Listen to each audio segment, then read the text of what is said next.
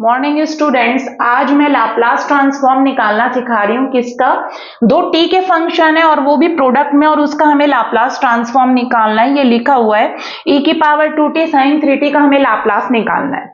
अब अगर इनके बीच में प्लस होता इन केस, तो इसमें लिनियरिटी प्रॉपर्टी लग जाती। जब दो टी के फंक्शन प्लस में हो या माइनस में हो तो लिनियरिटी लगती, लेकिन यहाँ पर दो टी के फंक्शन है और उनके बीच में इनटू है, तो इनटू के लिए एज सच कोई प्रॉपर्टी नहीं है लाप्लास में।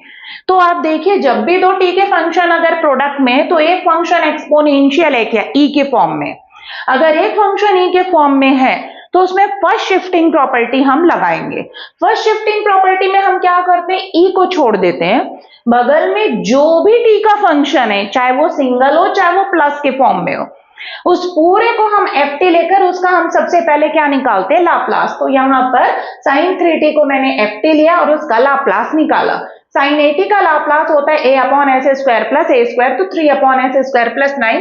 ये हमारा निकल गया लाप्लास। किसका?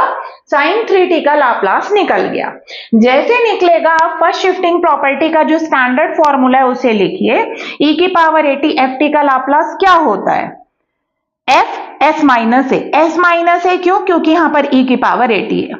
अगर माइनस ए होगा तो s प्लस 80 होगा, और अगर आपका b होगा तो एफ एस माइनस बी। अब ये एफ एस माइनस ए कैसे निकलेगा?